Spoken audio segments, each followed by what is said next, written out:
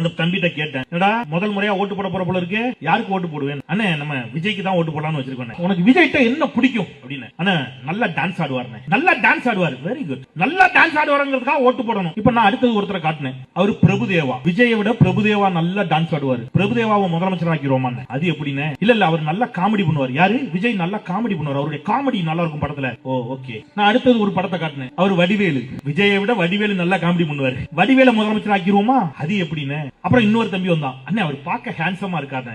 Correct. நான் அடுத்த படத்தை எடுத்து காட்டினேன், அது அரவிந்த் சாமி. டேய் விஜயை விட அரவிந்த் சாமி ஹேண்ட்ஸமா இருக்காரு, அரவிந்த் சாமி முதலமைச்சர் ஆக்கிடுவோமா? முடியாது. இப்ப நல்லா டான்ஸ் ஆடுறாருங்கிறதுக்காக ஒருத்தர் முதலமைச்சர் ஆக்கணும்னா தமிழ்நாட்டின் முதலமைச்சராக பிரபுதேவாவை தான் ஆக்கணும். நல்லா நடிக்கிறாருங்கிறதுக்காக முதலமைச்சர் ஆக்கணும்னா சிவாஜி கணேசன் முதலமைச்சரா இருப்பார். சிவாஜி கணேசனோட ஒரு பெரிய நடிகர் உண்டா? அது அல்ல. இவ்வளவு திட்டங்களை படிச்சன.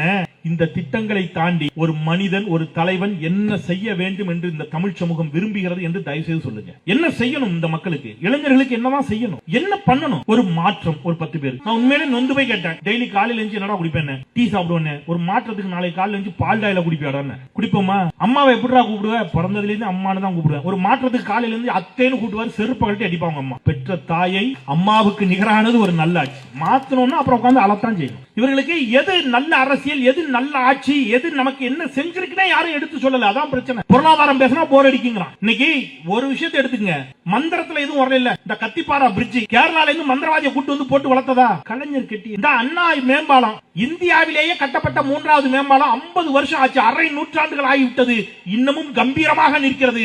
பாஜக காரன் 5 வருஷத்துக்கு முன்னாடி கட்டின பாலம் குஜராத்திலும் மத்திய பிரதேசத்திலும் பீகார்லயும் பொத்து பொத்துன்னு உடைஞ்சு விழுது. திறந்த மனதோடு பேசுங்க, உரையாடுங்க. நான் என்ன சொல்றேன், எனக்கு சில விஷயம் பிடிக்கும். நான் வழிபாட்டின் அடிப்படையில் நான் ஹிந்துவா இருப்பேன், நான் கோயிலுக்கு போய் சாமி கும்பிடுவேன். அதுக்காகவே பாஜக ஓட்டு போட முடியாது.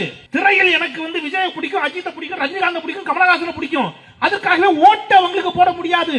அப்ப ஓட்டு என்று வருகின்ற பொழுது, வாக்கு என்று வருகின்ற பொழுது, இந்த நாட்டிற்கு, இந்த மண்ணுக்கு, இந்த மக்களுக்கு யார் சரியானவர்களோ அவர்களை தேர்ந்தெடுக்காமல் நம்ம போயிட்டோன்னு வைங்க. நீங்க இந்த கோயம்பேட்டில இருந்து மதுரவாயில் போற வழியில பாருங்க, தூணா நிக்கும். கலைஞர் கொண்டு வந்த திட்டம் மதுரவாயில் பறக்கும் சாலை. ஆட்சி மாறியது, ஜெயலலிதா வந்தாங்க, அப்படியே போட்டு போயிட்டாங்க. கூட ஒரு முறை நீங்க ஓட்டு போட்டிருந்தீங்கன்னு அந்த ஆண்டு இன்றைக்கு மதுரவாயில் பறக்கும் சாலை கம்பீரமாக நின்றிருக்கும். இப்படி எத்தனை திட்டம் தெரியுமா? நம்ம ஆட்சியில போட்ட திட்டத்தை அடுத்த ஆட்சி அப்படியே போட்டுருவாங்க. வரலாற்றில் அந்த தவறை நாம் செய்துவிடக் கூடாது.